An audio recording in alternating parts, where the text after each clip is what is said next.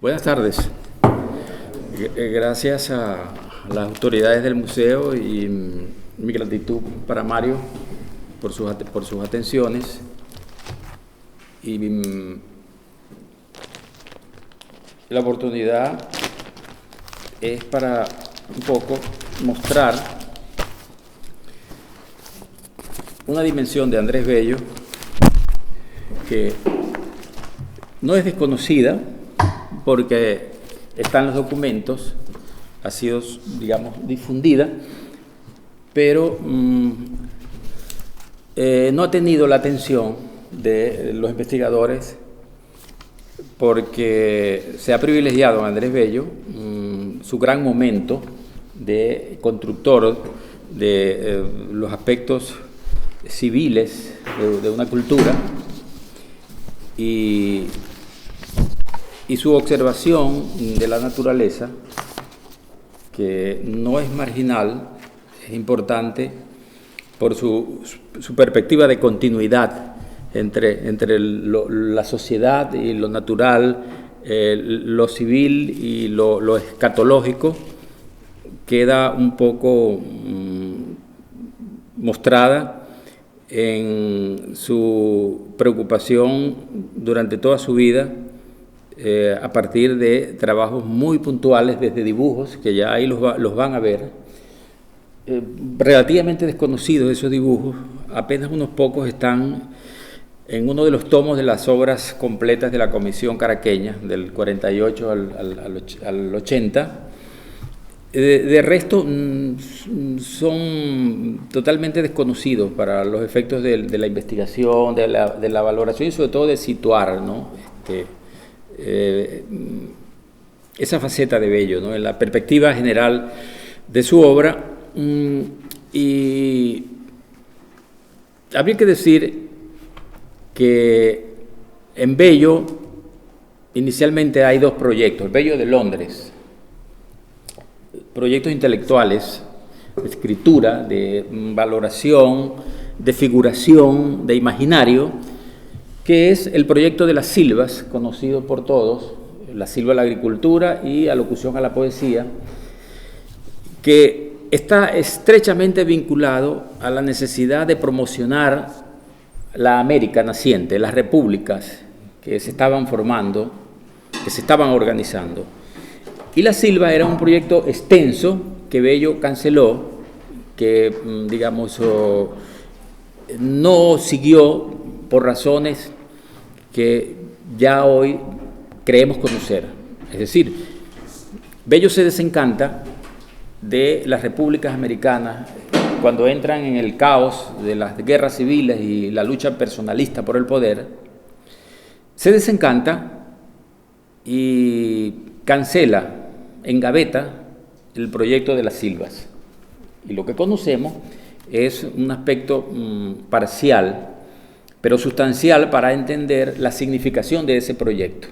En una de las silvas, él canta la naturaleza americana inédita para el mundo, y en otra de las silvas canta la epopeya de la emancipación, con los actores nuevos, los trámites y los trances donde las repúblicas están formándose, que tiene mucho de historia y tiene mucho de sociedad, pero no tiene nada de la colonia, por razones muy obvias. Es decir, Bello no podía cantar la colonia, ni podía exaltar, digamos, lo inmediato que había sido sancionado por la emancipación, por razones políticas. Después, Bello encara de manera, digamos, más concluyente el pasado de la cultura colonial y lo integra a la representación del gran proyecto civilizatorio que ejecuta no solamente para Chile, sino para toda América. De tal manera que estratégicamente Bello, en esas dos silvas, no canta la colonia, canta la novedad americana en su naturaleza y canta la historia novísima de las repúblicas, la epopeya, la épica de la guerra y de los actores exaltados, digamos, de manera un poco grandilocuente, pero era lo que había, era toda la sociedad. Bien, ese proyecto lo cancela definitivamente Andrés Bello y recién en 1963, cuando aparecen los borradores de poesía, un tomo de casi 900 páginas, descubrimos que Bello para esas silvas ejecutó algo así como 4 veces más del volumen de ejercicio de práctica, lo que nos dice que el proyecto era superior a lo que conocemos y que su convencimiento de que aquellas repúblicas iban a entrar en una fase de caos, de guerras intestinas, lo llevan a entender que no tiene mucho sentido ese tipo de promoción de la civilización americana. Cancela ese proyecto que lo conocemos después y otro proyecto que es el proyecto de observación de la naturaleza americana, no es que lo cancela, pero que queda subordinado a la ejecución de las tareas públicas que tienen que ver con la educación, que tiene que ver con la gramática, es decir, el idioma, el idioma castellano, el replanteamiento de la función del idioma para un nuevo mundo, la codificación, no solamente el Código Civil chileno, que en los siguientes 7 años lo adoptan un montón de repúblicas, el derecho de gente, que es la primera obra que Bello presenta a la vida pública chilena, y sus estudios sidianos, que no vio publicado nunca nada. Recién en los 80 del siglo XIX se publica un adelanto de los estudios sidianos. Estuvo 60 años desde sus días caraqueños estudiando el Cid. Como se sabe, Bello descubre que el poema del Mío Cid no tiene 2 partes, sino que tiene 3 partes. Descubre que la vieja rima castellana de la asonancia no es castellana, sino que es francesa. Descubre que en el poema del Mío Cid hay elementos institucionales de la vida castellana importantes que después se integran a la cultura ibérica española. En fin, es el gran estudioso del poema, reconocido por Menéndez Pidal después y por todas las autoridades de los estudios medievales españoles, ¿no? Pero a mí me interesa tratar de bosquejar, digo bosquejar porque yo creo que es la primera vez que alguien intenta organizar la perspectiva del mundo natural de Bello en una unidad, en un discurso, digamos, más orgánico que el ensamblaje de cosas, de ideas, de visiones, de gustos, no. El primer y único número de la Biblioteca Americana contiene 28 reseñas de animales, plantas, situaciones de la vida natural de América, redactados por Bello en una sección que se llamaba Variedades. Si vemos que es un solo número, murió en el primer número, y que tiene 28 notas que él llama Variedades, entendemos el interés que hay en Bello por la naturaleza americana sustancialmente. Después, a la Biblioteca Americana le sucede, como se sabe, el repertorio americano, que alcanza 4 o 5 números, sigue la sección de Variedades, y ya hay una obra de Bello antes de que llegue a Chile, de perspectiva de la naturaleza. Es decir, ya hay un ejercicio de organización, de ilustración, porque Bello era el gran comparatista de su época, es decir, el gran conciliador. Tomaba de aquí, tomaba de allá y producía la novedad, que es el secreto de la civilización americana. Nada de fundamentalismo, nada de ruptura, nada de negación de la colonia, que eso existió. Bello entiende que eso es un error, y en su comparatística de las especies americanas ya ejercita ese espíritu de tolerancia y de comprensión de las sociedades. Es decir, ahí vemos el ñandú, el avestruz americano. Bello conoce el animal, ve láminas de grabadores europeos y se da cuenta de que hay errores, que hay exageraciones, que hay adulteraciones, y se propuso mostrarle al mundo cómo era el animal. Entonces hace enmiendas. El dibujo no es de mano de Bello, el prospecto es de Bello. Entonces, enmiendas que tienen que ver, por ejemplo, con esto. Dice, la estampa es copia de la de Hammer, con una leve alteración en el pico, la de Azara, la del nuevo diccionario, la de la edición de Buffon por la Cepede, son poco exactas, dice Bello. La de Cuvier es buena, pero se hizo de un individuo que había, de un animal, de un avestruz, un ñandú, que había perdido casi todas las plumas de las alas. La de Shaw no puede ser peor, dice Bello. Entonces se ocupa de diseñar un ñandú auténticamente americano para que esa lámina esté en la Biblioteca Americana, y así el artículo del ñandú de Bello aparece ilustrado con esa imagen del ñandú puesto al día. El ñandú, alguien excesivamente fascinado por la política de izquierda, no, es el ñandú republicano, no, es el ñandú americano. Ahora, Bello tiene esa gran preocupación de lo americano fiel, no por hiperrealismo, sino porque él está angustiado porque el mundo no sabe lo que hay en América y qué es América. Y como Bello ya no está en los días de los cronistas de India, que exageraban la naturaleza americana, la hacían fabulosa para generalmente conseguir un poco alianzas en Europa, mostrarle a los reyes y a los príncipes un mundo fabuloso que no existía, pero que eso les iba muy bien a ellos. Es decir, la naturaleza americana de los cronistas es casi una naturaleza fabulosa.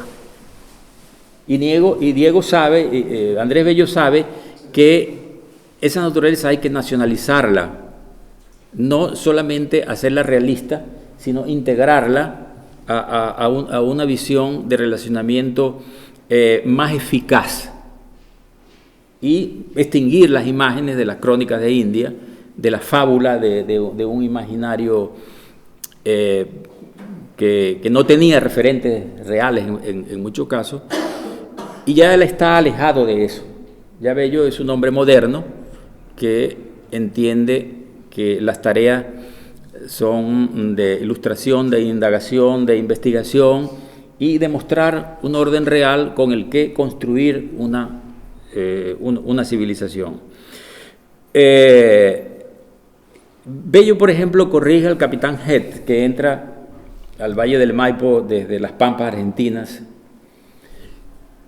Es una corrección interesantísima, porque el capitán Head cree que los cultivos que él consigue en el Valle del Maipo son naturales, y entonces vuelve a hacer el elogio de la naturaleza exuberante, de la cornucopia de América, vuelve a ser cronista de India en 1820 y tanto. Bello lo corrige en la Biblioteca Americana. Dice Bello, y esto es interesantísimo, dice, el capitán Head debió de pensar que el suelo daba espontáneamente estas cosechas.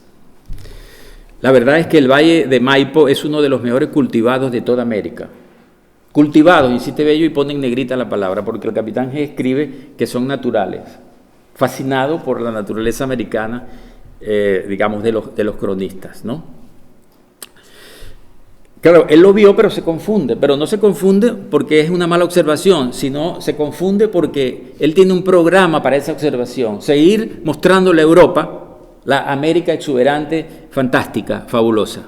Y Bello dice, no. La verdad es que el Valle del Maipo es una zona de cultivo, dice Bello. Si el señor Head hubiera transitado por allí algunas semanas antes, le hubiera visto cubierto de ricas mieses, pero quizás hubiera creído que se nacían sin cuidado ni diligencia alguna. Es decir, son cultivos. Y hay otra enmienda de Bello en el artículo sobre la yuca, hay uno sobre las palmeras. Conversábamos, Mario, ahora sobre las palmeras y me mostraba una palmera endémica. El artículo de la yuca, Bello distingue la yuca amarga de la yuca comestible. La yuca amarga es la yuca de los indígenas, con la que se hace el ñoco o el casabe, de los indígenas del Caribe, de la zona del Amazonas. Y Bello insiste en distinguir la yuca amarga de la yuca que se consume, ¿no? Dice, no se debe confundir, como se ha hecho en un diccionario de grande y merecida autoridad, la planta de cuya raíz se hace el pan de casabe, Jatropha maginot, conocida ya generalmente en castellano bajo el nombre de yuca, con la yuca de los botánicos, Esculenta manihot. El año pasado en Venezuela se envenenaron entre 45 y 50 personas con yuca amarga. La situación que vive Venezuela hoy puede indagarse desde cualquier perspectiva. Vamos a hacerlo desde la yuca amarga.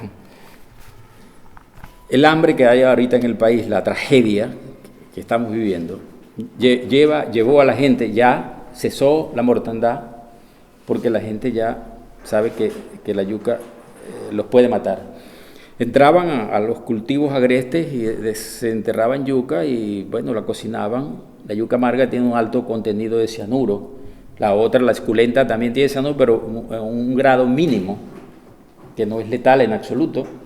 La otra hay que colarla y purificarla, como ustedes saben. Entre 45 y 50 muertos se reportaron en Venezuela por gente envenenada con yuca amarga, ¿no? Bueno, para ellos la distinción de Bello llegó muy temprano, porque no llegó tarde. A veces lo que llega muy temprano también y no se adquiere, no se integra, puede ser mortal. No la yuca, sino la incapacidad para el aleccionamiento. De tal manera que Bello sí es un comparatista de la naturaleza que tiene muy en mente la naturaleza americana, que él quiere mostrar al mundo desde una perspectiva civil. Después en Chile, en el Araucano, Bello mantiene una sección y en esa sección permanentemente escribía sobre la agricultura chilena, sobre la naturaleza chilena, las especies animales y vegetales, sobre el tiempo, sobre el clima, sobre los ríos. Y de allí se forma su libro Cosmografía, que él sí ve publicado en vida, y hay una edición también contemporánea de Bello en Caracas, del año 52 creo, de tal manera que Cosmografía es el libro donde se reúne al Bello naturalista, que da, digamos, una perspectiva de generalización, de integración de la naturaleza, ya no como un orden antagónico, hostil, sino como una continuidad de lo humano, ¿no? Es decir, un orden cósmico. Bello hacía esas notas para los escolares, para informar a la gente con una tarea didáctica. Termina siendo el libro que conocemos como Cosmografía. De tal manera que esta necesidad de promocionar una América que él creía más real, la otra se disolvía en las guerras, en la lucha por el poder, la más real, la América afectiva del paisaje, de los ríos, lleva a Bello a que dedique mucho tiempo de su vida a esa observación y a esa escritura. Fíjense, por ejemplo, en la silva, la agricultura, en la zona tórrida, esto lo sabemos por los borradores del año 62.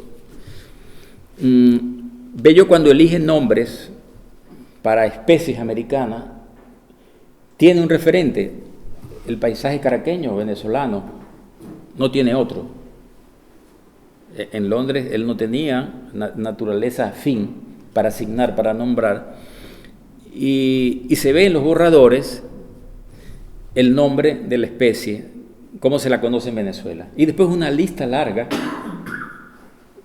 de la cual elige una especie que él va a considerar un poco generalista, ecuménica, que sea comprensible para todo el continente, como ocurre con, por ejemplo, el banano, que termina siendo banano en la silva, pero en los borradores, el primer borrador es guineo, en otro borrador es cambur, como se le dice también en Venezuela, de tal manera que es una tarea de ajuste y de ordenación, de descripción, sí, pero también de encuadre en la exposición para un público mucho más amplio.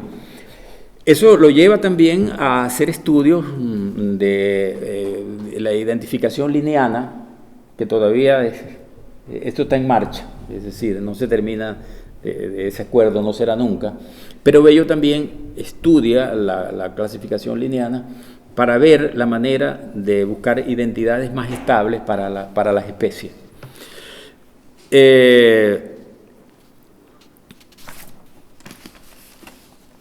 En las cartas de Bello hay una permanente preocupación por lo que se está haciendo en el continente sobre, organización, sobre geografía, sobre territorio, sobre identificación de la topografía, y se interesa especialmente por la geografía de Codazzi, la geografía de Venezuela, que él la llegó a conocer. Le envían un ejemplar a Santiago de Chile, junto con la historia de Baral. Y se preocupa a lo largo de sus cartas, a los corresponsales le pregunta, ¿qué ha pasado con Codazzi? Cuando Codazzi termina la tarea en Venezuela, se va a Colombia. Le escribe a un corresponsal en Colombia y le dice, Codazzi conocerá los trabajos de Caldas, el colombiano muerto en la guerra de independencia, como la mayoría de la ilustración, en el caso de la ilustración nuestra, mantuana, sucumbió casi toda en la guerra de independencia. Caldas también. Le pregunta si Codazzi conocerá los trabajos de Caldas, que es un adelantado. Seguramente no los conoció, le hubieran servido de mucho, pero ya Bello establece el enlace entre los dos personajes. La idea que tiene Bello de Chile y de lo natural chileno va más allá del paisaje e incluye, por ejemplo, el hombre como sujeto de la medicina, y en los estatutos de la fundación de la universidad, en un discurso, bueno, no es un discurso, es un prospecto en el Congreso de las facultades, que en relación con la Facultad de Medicina, Bello dice, por ejemplo, que la medicina investigará, siguiendo el mismo plan, las modificaciones peculiares que dan al hombre chileno, su clima, sus costumbres, sus alimentos, dictará las reglas de la higiene privada y pública, se desvelará por arrancar a las epidemias el secreto de su germinación y de su actividad devastadora. Es decir, casi está haciendo ecología humana Bello en su concepción de la medicina. No es para Bello una actividad técnica, no es un saber desgajado, aislado, no. El centro es el hombre y ese hombre es local también. Ese no es un hombre universal. Ese es un hombre, digamos, en relación con un entorno. Y aquí uno se sorprende de esta perspectiva porque la medicina, bueno, quizás hasta el siglo XX la medicina aislaba al individuo. La medicina como disciplina, como saber, no lo ensamblaba digamos, en la perspectiva del entorno, del impacto de la naturaleza, la modelación, y Bello sí se da cuenta que esa medicina tiene un sujeto muy preciso, es el chileno moldeado por un entorno. No es positivismo, por favor. El positivismo es una cosa determinista, el hombre aplastado por el medio y determinado por la naturaleza pasiva. No, es una dinámica lo que hay aquí, que, digamos, anticipa lo que sería la ecología humana como disciplina. Pero Bello parece estar signado por esto, porque cuando llega a Caracas la comisión de la vacuna, en 1808, antes de la independencia, Bello es oficial de la Capitanía General de Venezuela, es un oficial de rango. Y ojo, Bello no era mantuano, no era su familia potentada, no eran ricos. Su padre era un funcionario menor de la aduana, era músico, y Bello, digamos, fue visto en la sociedad caraqueña de la Capitanía General como una figura absolutamente indispensable para todas las tareas de la capitanía. Ya dominaba varios idiomas, no solamente griego y latín, francés, inglés, sabía algo de portugués. Era un funcionario de primera línea y lo designan secretario de la comisión de la vacuna. La vacuna contra la lepra, contra la viruela. Y Bello es el encargado de administrar fondos, es el encargado de hacer como especies de censo, de vigilar por lo que se llama el mantenimiento de la vacuna, que eran niños inoculados que tenían la latencia y los niños mantenían el fluido. Era una cosa medio complicada, pero todas esas son tareas de Bello, y Bello produce un informe largo sobre aspectos administrativos, aspectos del clima, cómo se debe manipular la vacunación, y hay conclusiones ya en ese informe. Dice que las vacunaciones deben ser cada 9 días.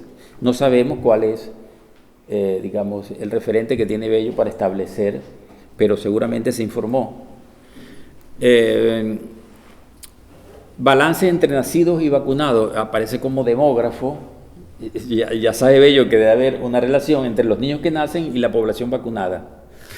Es decir, un sanitarismo, digamos, muy al uso, pero totalmente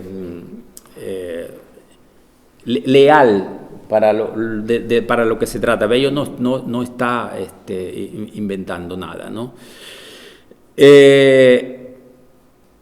Nos queda, aparte de ese informe, su oda a la vacuna. Les leo un fragmento. Es la oda a la vacuna, y que habla de la catástrofe antes de la vacuna. Ese poema se Se llama Oda a la vacuna, pero en otro poema que se llama Venezuela que sucumbe, una cosa así, dice: hoy te despeñas al más profundo abismo de horrores y miserias, te despeñas. Ese contagio impío que tus hijos devora, esas viruelas cuyo agudo filo, el luto, el exterminio, en fin. Esa es la oda a la vacuna antes de que llegue la comisión. Y después en Londres, este es un documento que se conoció hace poco, hace como 10 años, está en el libro de Iván Yazic, un chileno que es uno de los grandes gestores del nuevo bellismo. La comisión londinense de la vacuna para el año 1812 descubre que Bello tuvo que ver con aquella jornada y lo invitan a participar para asesorar a la comisión londinense de la vacuna, y en el informe que Bello entrega hay otras novedades distintas a las del informe caraqueño. Ya han pasado, digamos, unos 8, 7 años, dice. La viruela exterminada en poco tiempo, la población de América se incrementó en 1 millón anual.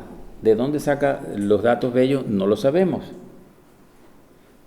Pero son estadísticas que aporta a la comisión. En Calabozo se hallan unos animales que son particularmente aptos para producir la vacuna, vacas. Muy eficiente y indica... tiene los mismos efectos o quizás superiores, pero de irritación mayor, dice Bello, ¿no? Es decir, afanado en torno a unas tareas con una disciplina que verdaderamente conmueven, ¿no?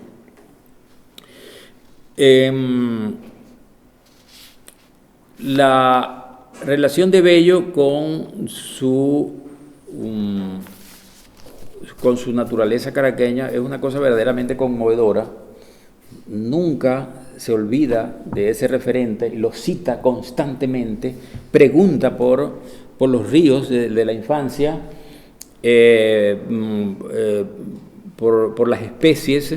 En una oportunidad le llega una carta acompañada de un saco de café. Me imagino que debe ser un saquito pequeño. Y ese café había sido cosechado en una heredad que Bello recibió unos meses antes de embarcarse para Londres, en un acto que es un acto legal, forense, pero es un acto casi telúrico, místico. Era una especie de ritual de toma de posesión de la tierra. El acto descrito por el padre, por Pedro Grases, el gran bellista español. Dice: el día 16 de diciembre de 1806 había tomado posesión de unas tierras en la Fila de Mariches, situado en el actual municipio de Petare, a pocas leguas de Caracas. Tierras que había solicitado en julio de ese año en arrendamiento perpetuo. Eso prueba que Bello no era un mantuano, no tenía propiedades, no tenía riqueza, a su nombre y en el de su madre y hermanos, para dedicarlas al cultivo del café, comprometiéndose a convertir los terrenos yermos e incultos en zona de provecho. Es decir, tenía un espíritu de colonizador y de agricultor Bello, ¿no? Estas líneas son un poco reveladoras de eso. Concluido el minucioso expediente, se acordó concederle las 15 fanegadas de tierra, unas 10 hectáreas, siempre que cumpliese determinadas condiciones. El 16 de diciembre se llevó a término el acto de toma de posesión. Bello, de 25 años cumplidos, arrancó hierbas, arrancó ramas y esparció tierra en señal de haber aprendido judicialmente la tenencia y posesión. Es decir, es un acto jurídico, pero también es un rito lo que hay allí, donde Bello tiene perfecta conciencia del peso cósmico, casi religioso, de ese rito, la relación con la tierra, ¿no? Es todo un símbolo, continúa Grases, el ver la tierra en las manos de Bello, las mismas manos que escribirían los versos de los poemas al campo de sus amores. El sitio se denominaba el Helechal, que será recordado siempre con añoranza, particularmente en una de sus últimas cartas, escritas en 1864, a 60 años de distancia y a uno de su muerte, la carta de Antonio Leocadio Guzmán, donde le envía el presente, ¿no? el saquito de café.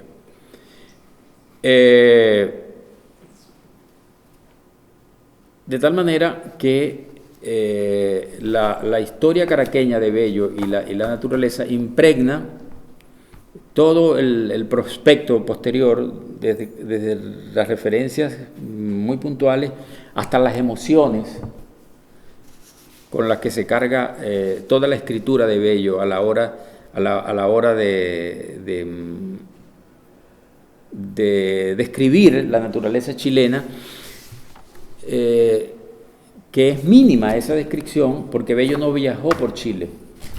Bello no llega más allá de Valparaíso y se iba a Peñalolén, que creo que es una comuna, ¿verdad? Ahora, bueno, se iba allí en un lugar de retiro que era de Gaña, su gran amigo senador, y ahí pasaba los fines de semana. Era lo más lejos que iba Bello. No era un explorador, no era un hombre de acción, sin duda. Intentó conocer la naturaleza a través de un acto religioso, de emociones y sobre todo de una valoración que digamos moral de la naturaleza.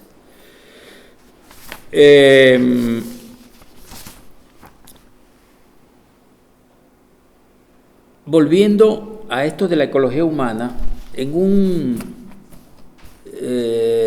una moción del Senado, a Bello le encargaban de todo, desde estudios de la educación, la gramática, hasta lo metían en una comisión para que estudiara la provisión de agua para Santiago y Valparaíso. Y él aceptaba todas esas tareas, se informaba y cumplía con los funcionarios de alto nivel, pero cumplía con la sociedad también, ¿no? Y ahí han visto algunos autores modernamente que Bello un poco se entrega a esa tarea, que es una tarea de muchas cosas pequeñas que suman, pero descuida su obra muy personal, fáustica, de elecciones, cosas que adelanta y que se quedan, como lo del CID, y bueno, ya hay una comisión de 3 países estudiando los cuadernos de Londres, entregados por la familia Munátegui a la Biblioteca Nacional, y ya están puestos al público, ya han transcrito 3 cuadernos de esos de 500 páginas cada uno. Bueno, ahí está el Bello, que él se autopospuso frente a las tareas civiles y públicas. Por ejemplo, esto de la distribución de agua en Santiago y Valparaíso. Se le pide a Bello que razone la manera de asignar la cantidad de agua para el uso de la población. Es una cosa que hoy a cualquiera le puede parecer como súper complicada, en aquel entonces mucho más. Y bueno, y Bello entrega su informe sobre el asunto y dice algo así como que a ver que se me hizo esto, ok. Dice, el agua es un bien escaso y el consumo debe calcularse a partir de la superficie habitada y no de la extensión general que puede incluir cultivos, dice Bello. Y después en el informe dice, bueno, una casa puede tener una determinada extensión, pero el agua no se le puede asignar por la extensión, sino por los que viven en esa casa, por los habitantes, y no por lo que vaya a regar. Es agua para uso urbano. De tal manera que para mí esto es absolutamente desquiciante, imaginar a Bello, el hombre que construye el prospecto de una civilización, ocupándose de estas cosas, ¿no? Que parecen como de rutina de un funcionariado entrenado para eso. Bello no escuda la tarea y da una respuesta. Generalmente eran, muy pertinentes, se ejecutaban, tenían una capacidad para dar con lo funcional, con lo operativo, que viene sin duda de su manera de entender la vida pública y las sociedades. Es decir, no son rupturas, son sumas. Y su escenario es efectivamente la colonia. Cuando después Bello enfrenta las grandes polémicas chilenas del romanticismo, por ejemplo, la generación que niega el pasado colonial como un tiempo de oscuridad y que hay que cortar con eso y fundar todo a partir de cero, la tabula rasa de Sarmiento, esa generación que no eran moderados, ninguno, Lastarria, Sarmiento, Infante, nada, en absoluto. Bello opone a eso, el ajuste, lo nuevo y lo viejo, para producir la novedad. Ese es el gran secreto de la gestión pública de Bello y de su comprensión de la vida social. Por cierto, ese lugar, el Helechal, de las 10 fanagadas de tierra, hoy día es el botadero de basura de la ciudad de Caracas. Es lo que se llama el relleno sanitario.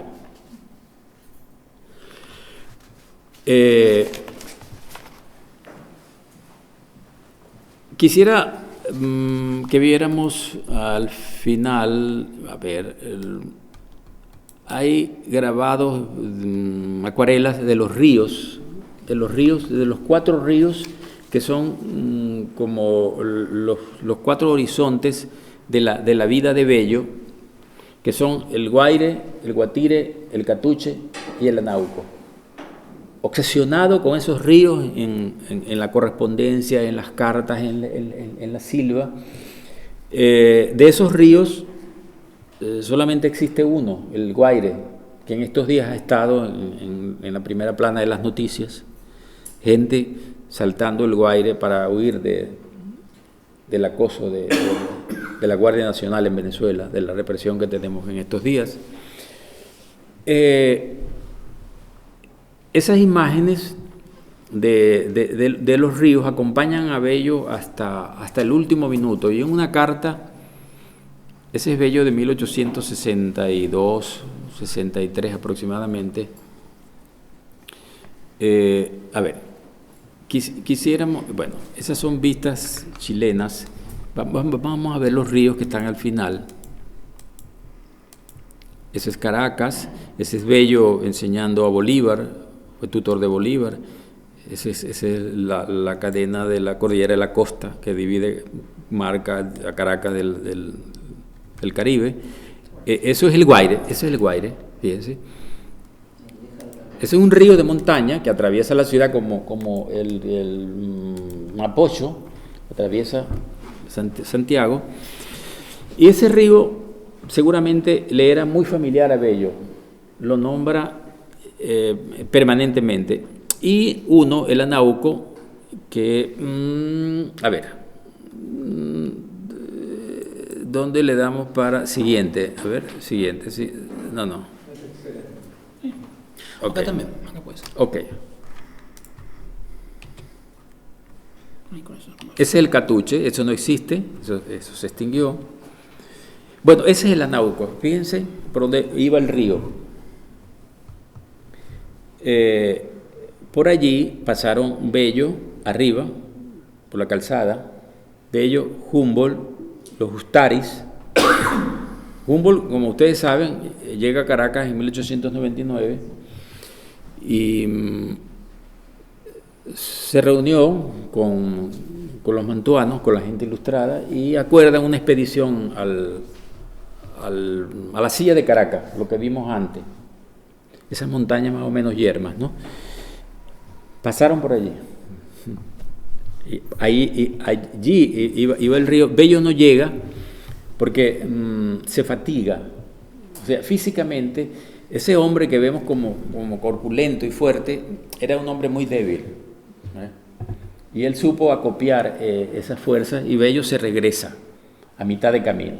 Parece que no llega ni siquiera al pie de monte. Entonces, tenemos la relación de Bello con la naturaleza como un objeto, digamos, lleno de tensiones casi religiosas, y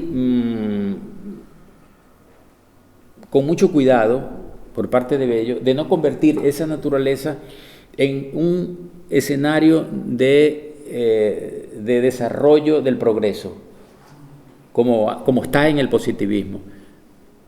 Oye, Bello, esto también es admirable, Bello no se deslumbra con el positivismo, que era la doctrina al uso de las ideas del progreso en Europa y en América, y filtra admirablemente el pragmatismo y el utilitarismo inglés. Conocía a Bentham y a Stuart Mill, padre e hijo, y sin embargo Bello no trae mecánicamente y aplica a las sociedades americanas aquello que era eficiente en la capital de la civilización, que era Londres.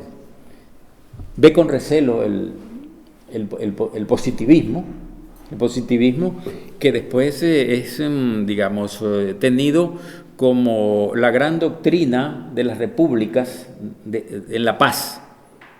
El lema de Barciles, orden y progreso, algo así. El lema de Juan Vicente Gómez, un caudillo gamonal venezolano que muere en 1935, y Picón Salas, que vive en Chile muchos años, dice: Venezuela entró al siglo XX en 1935, dice Picón Salas. El lema de él es orden y trabajo, un lema positivista también.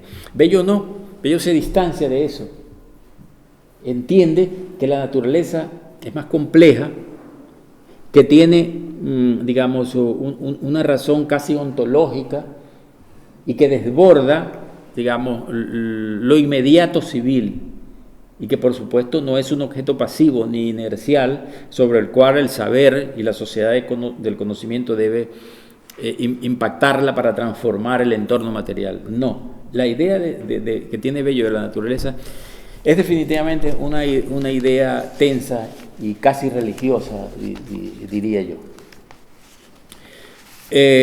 Bueno, hay muchas otras referencias de acercamiento de Bello al mundo natural en consonancia con el proyecto civil, que eso está disperso a lo largo bueno, imagínense ustedes, las obras completas chilenas son 15 tomos del siglo XIX, las venezolanas son 24 tomos del 48 al 80, y hay 2 tomos nuevos que son tomos de correspondencia ya organizada, crítica, editada, y están los 15 cuadernos de Londres que nadie ha estudiado todavía, porque los están transcribiendo recién.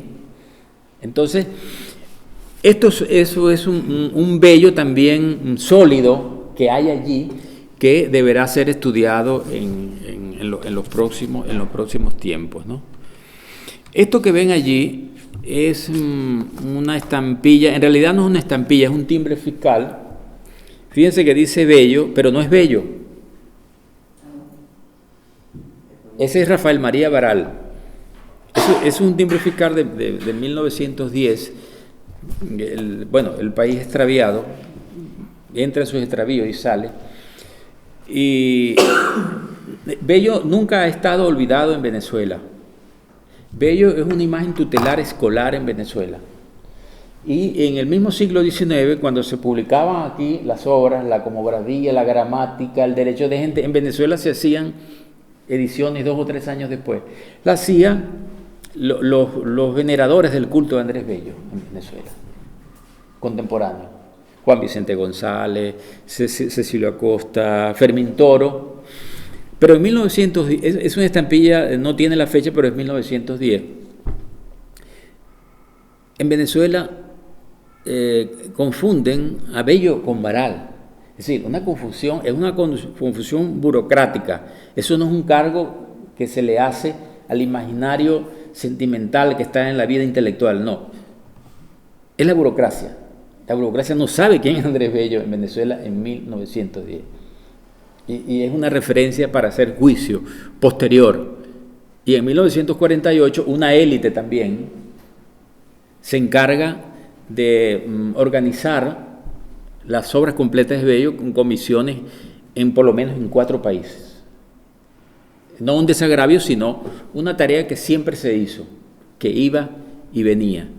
Y ahora mismo en Venezuela, bueno, la figura de Bello está como deprimida en el criterio de apreciación del país. Es decir, ya incluso ha ido desapareciendo de las imágenes tutelares de los escolares. Bello está básicamente en el horizonte de los intelectuales en tareas de investigación muy puntuales, y no está mal, está bien que así sea, pero estuvo en un imaginario sentimental de los niños. Se editaban biografías escolares y nada. La vida de Bello es una vida sobre todo sentimental, pero era un hombre no duro, sino un hombre que tenía unas tareas que le imponían una firmeza de criterio y que lo obligaban a enaltecer todo aquello que tocaba, y su vida debía ser esplendente, modélica. Y Bello en Londres, que vive una vida desesperada, como ustedes saben, de pobreza, hijos que se le mueren. Bello tiene 15 hijos y se le mueren 9, ve morir 9 hijos. Eso no es normal. Y Bello asume ese dolor, esas muertes, en una manera de transmutación, transmuta el dolor en fuerza creadora, fecunda. No sucumbe al dolor, se sobrepone e integra la fuerza destructora a otro orden. En un momento dado, antes de que aparezca la legación chilena, ya había aparecido la legación chilena en el año 23, iban y venían. Bello era utilite, hacía de todo para todas las legaciones, muy mal pagado, le regateaban los sueldos, él mismo se ponía como garantía para que los banqueros ingleses dieran préstamo para pagar a los funcionarios de la Gran Colombia. Daba como garantía su nombre, su palabra.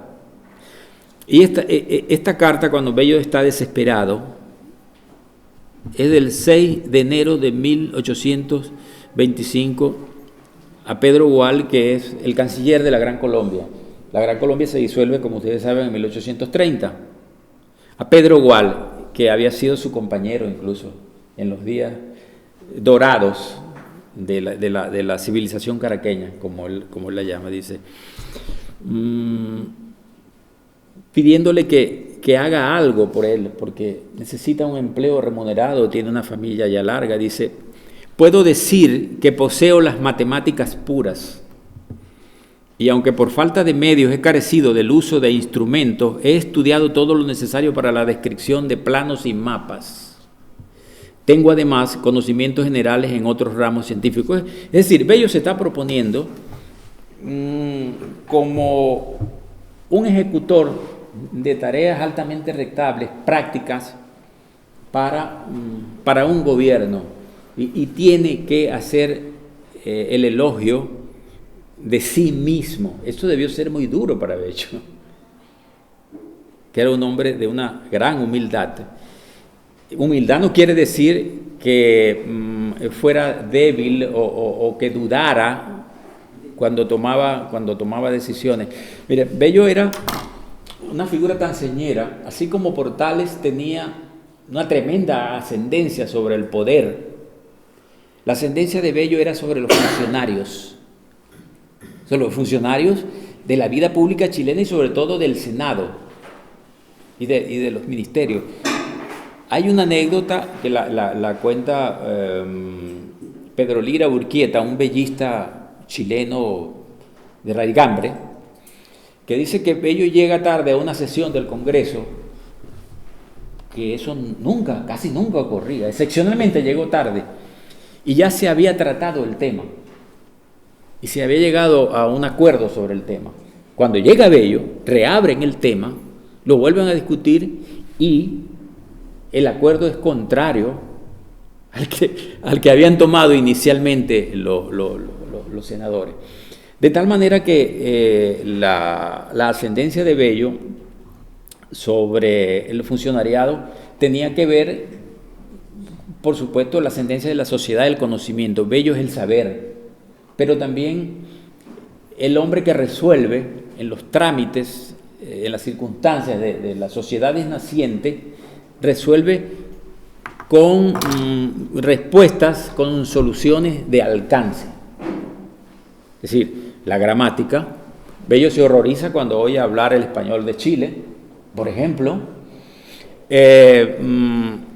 Las ideas que se tenían sobre el delito eran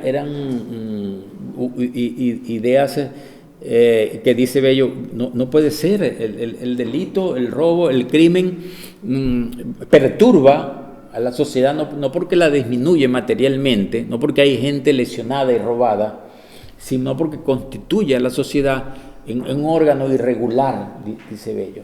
Eso lo incorpora al Código Civil, por ejemplo, es esa perspectiva. El latín, que Bello, tiene su gramática latina, que su hijo la continúa, muere el hijo, y la edición caraqueña entiende que el autor es Bello, y la gramática latina que está en las obras dice Andrés Bello, no dice Francisco Bello. Esto remodeló también la enseñanza del español.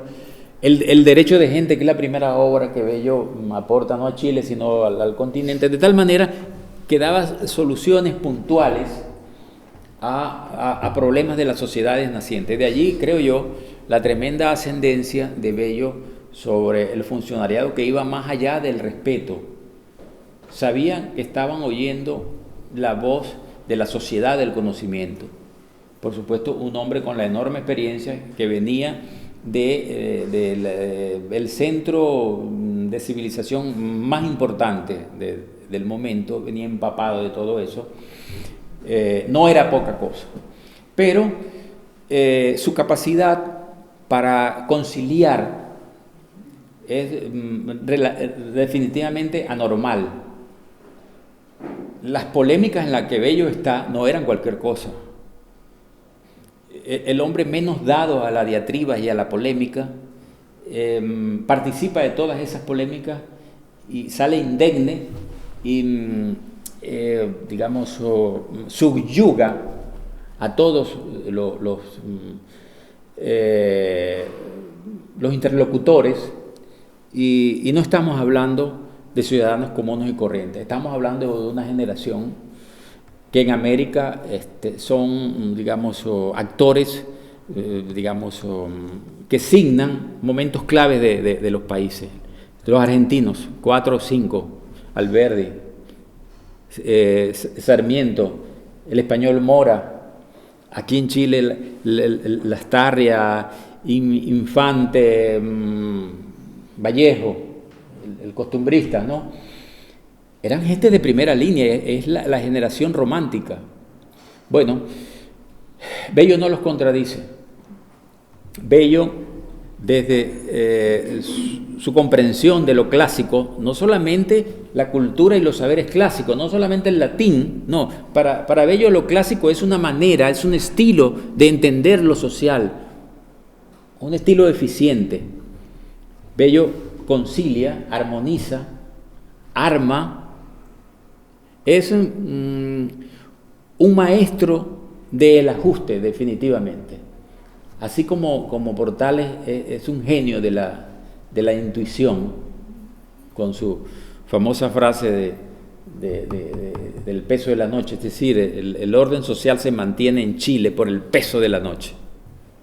Es una cosa tremenda, que ahora se está estudiando. La frase sí, pero lo que tiene detrás. Voy a dejar una copia de esa conferencia, se la voy a dejar a Mario, porque todavía no tiene fecha. Esta es una conferencia que voy a leer, si da tiempo, en la Academia de la Lengua, sobre la relación de Bello con Portales. Son dos figuras excepcionales, no de Chile, para entender América. Bueno, esto está en progress, este trabajo y esta investigación que yo dejo aquí, digamos, públicamente, para que se continúe. Y por supuesto voy a seguir en esto, pero repito, los referentes se están construyendo para producir las maneras de entrarle a ese mundo que está en Bello, pero que está disperso a lo largo de toda su obra. Bueno, muchas gracias.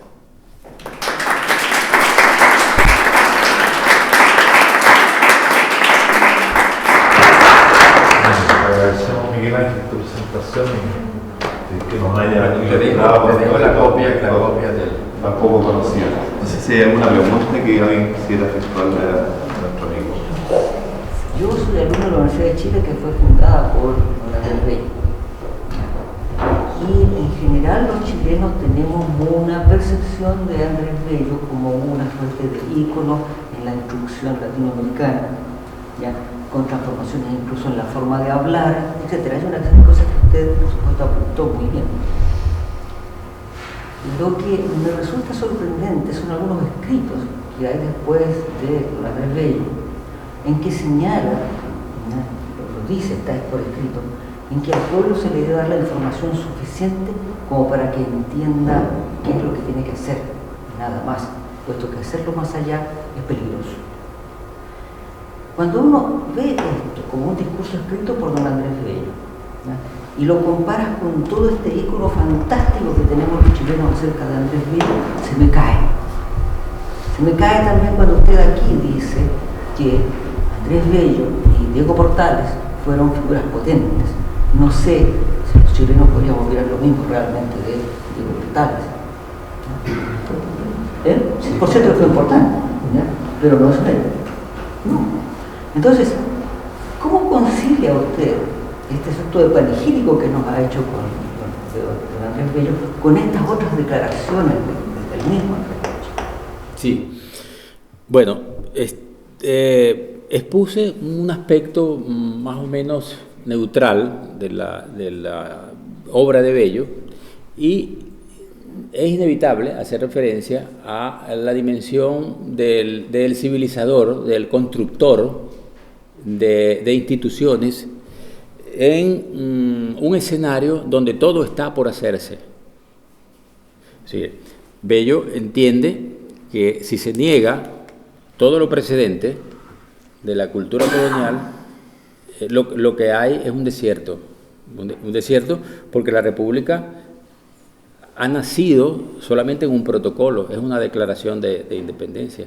No hay instituciones, no hay estilos, no hay clases sociales. No hay clases sociales. En el caso venezolano se extinguieron las clases sociales. En Chile permanecen, bueno, los mayorazgos y todas estas cosas.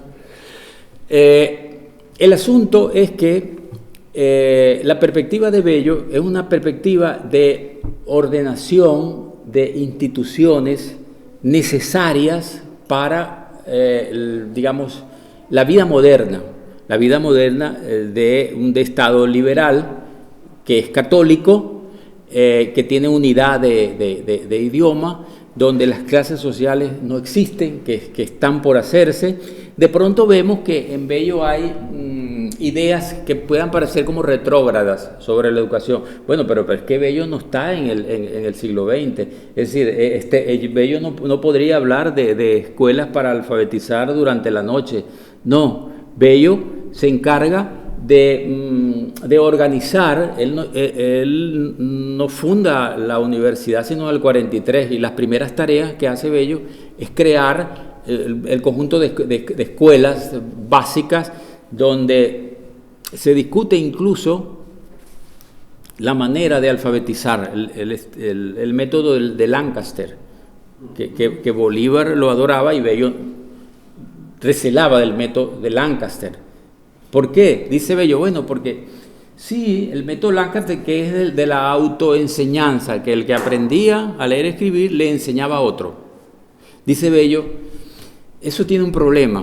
El problema es que se van a transmitir las deficiencias, los vicios, dice Bello, no es conveniente.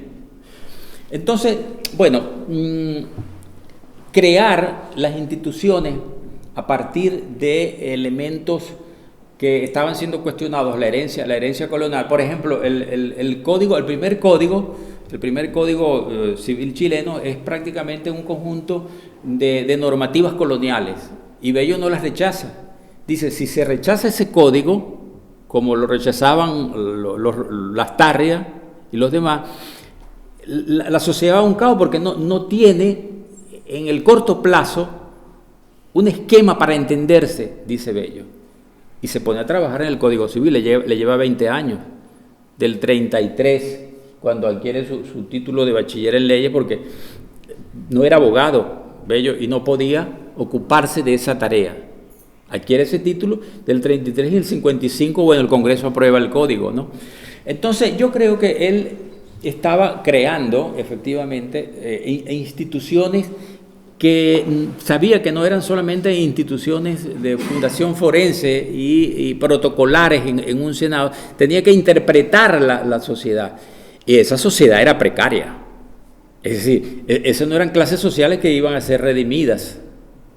No, eso no eran sectores que habían sido estafados. No, eso eran grupos que estaban buscando todavía su identidad en relación con, bueno, un pasado que estaba siendo negado, la colonia. Políticamente eso se entiende.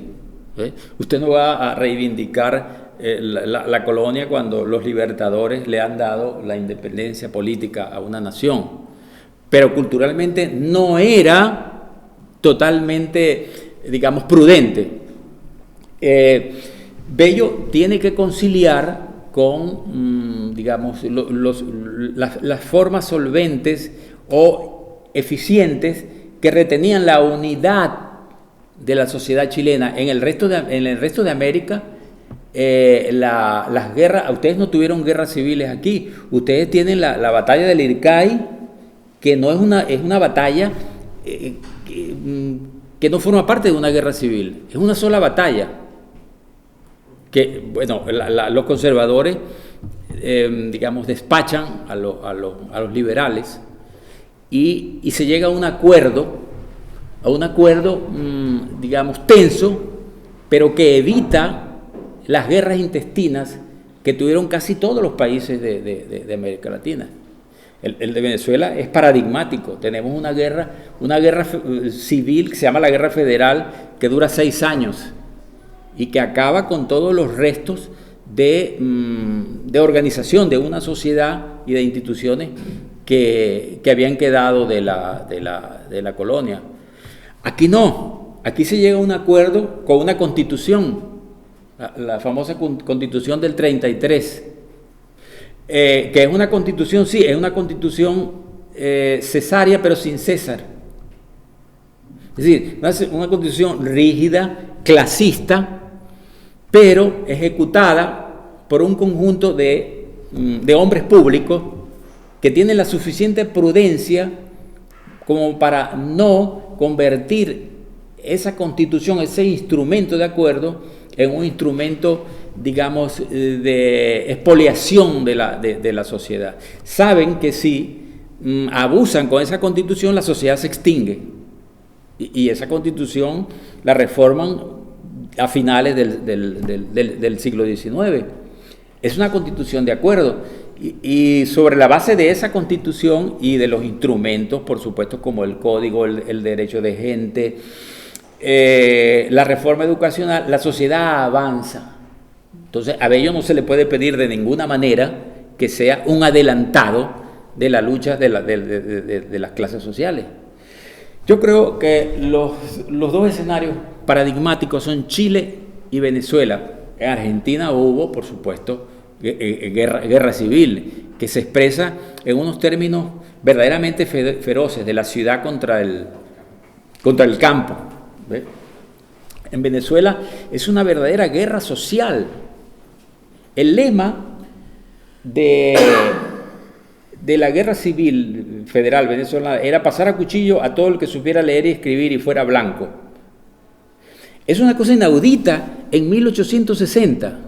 Eso ocurrió en 1814 con Boves, un caudillo asturiano que es la primera figura carismática del continente antes que el Facundo, el Facundo de Sarmiento, que levantó hordas, y un historiador venezolano, Juan Vicente González, lo llama el primer, algo así como el primer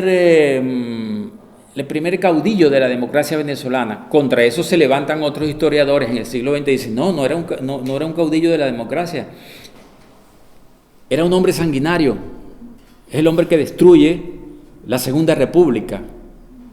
La destruye, bueno, porque acaba con los ejércitos de Bolívar y de los jefes republicanos, y que no era ni siquiera pro-español, porque odiaba a los españoles, Boe, y se alza contra los españoles, y su lema era matar blancos también.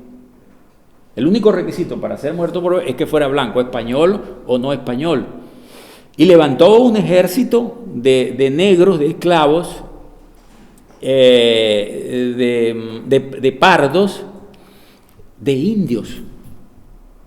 Es un fenómeno telúrico de fuerza, sin duda, pero una fuerza deleteria, destructiva, al punto que España tiene que enviar un ejército pacificador, ya no contra Bolívar y la República, no, el famoso ejército de Morillo de 1819 es enviado para reducir las hordas de Boves. Es decir, el caos, la anarquía, la violencia, un poco, que alguien diría, consubstancial de la exuberancia americana. No, simplemente era el caos que estaba amenazando con destruir la sociedad.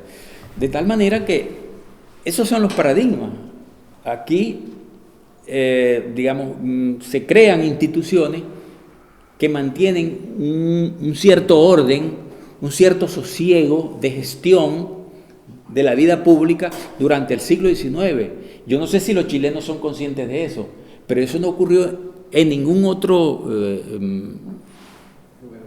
país, por lo menos de América del Sur. No sé si un poco abono a su pregunta.